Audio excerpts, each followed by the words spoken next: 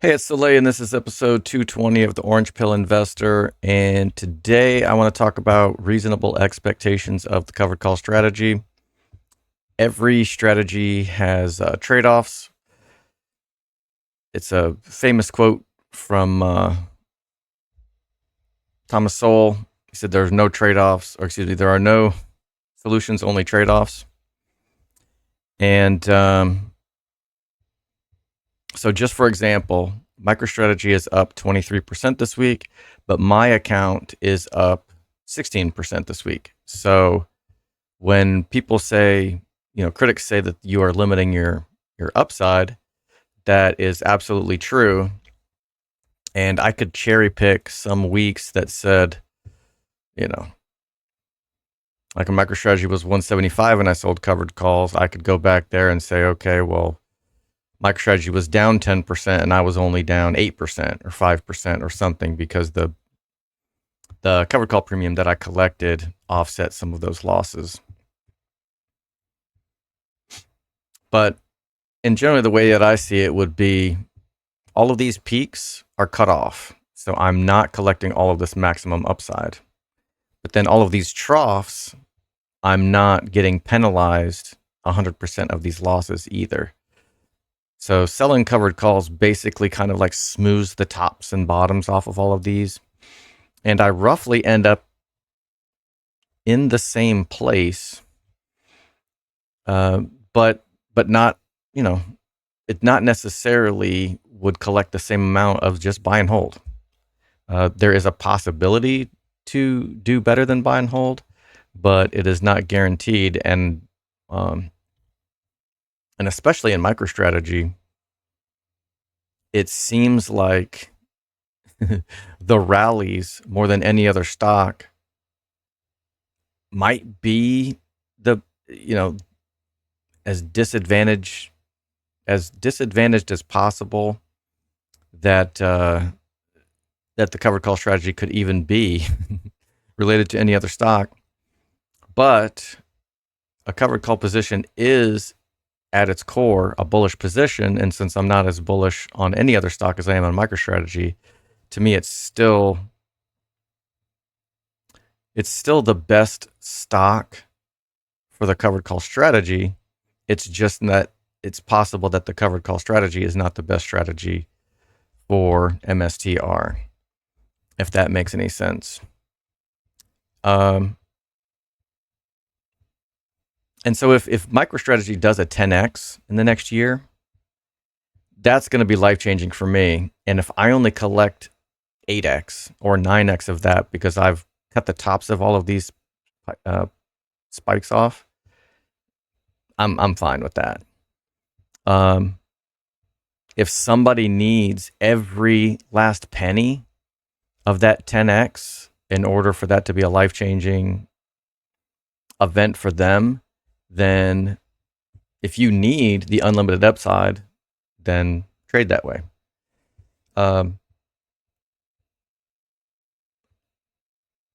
With that being said, I may start getting a little more picky.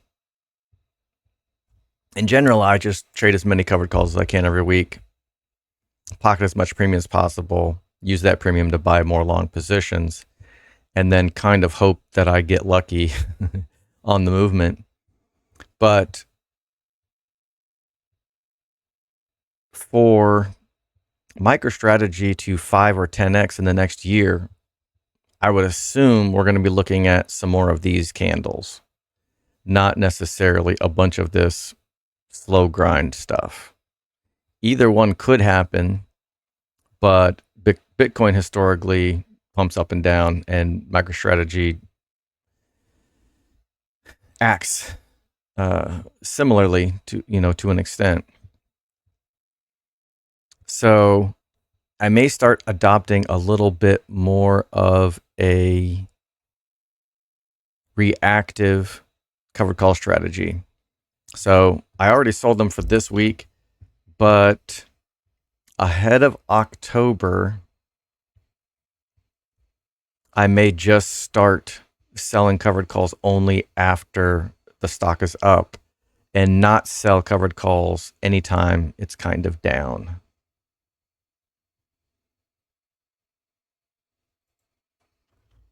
And if anyone is doing their own, kind of experiment, you should definitely keep a journal, keep records, and then, make notations about which transactions made you the most money, which ones cost you money, and then, do more of what works and do less of what doesn't.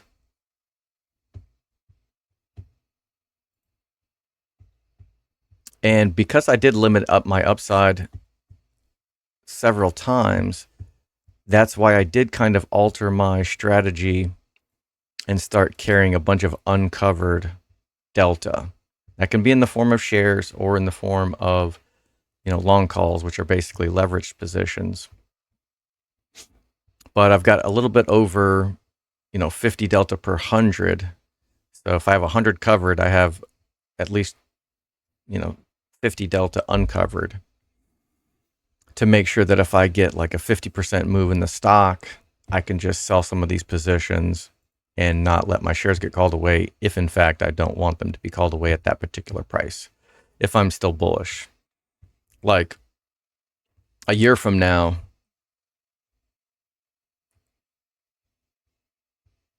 if MicroStrategy is trading at 1,400 a share, I would probably be more than happy to let some of these shares get called away and or sell some of these long call positions. This being a margin account, taking some profits has to be in my plan. So not financial advice for anyone else, especially folks that are in a cash account.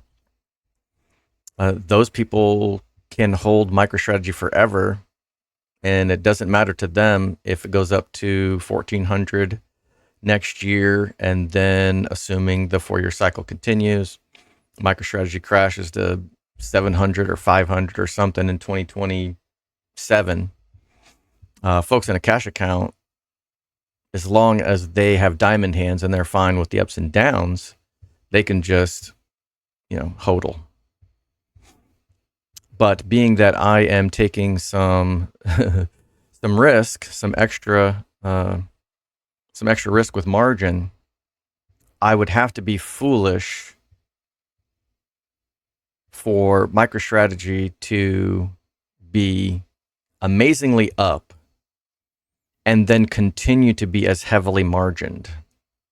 That just doesn't make any sense. I would need to go ahead and unload all of that margin so that I don't get liquidated in the event that MicroStrategy crashes. So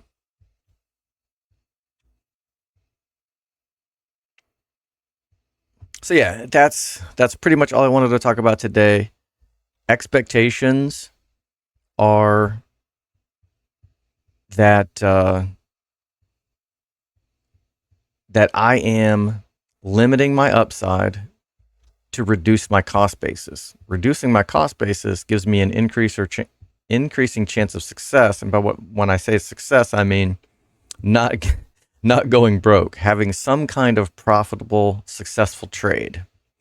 It doesn't necessarily mean that I will profit as much as just doing nothing, but I am decreasing the chances of going broke if MicroStrategy completely shits the bed.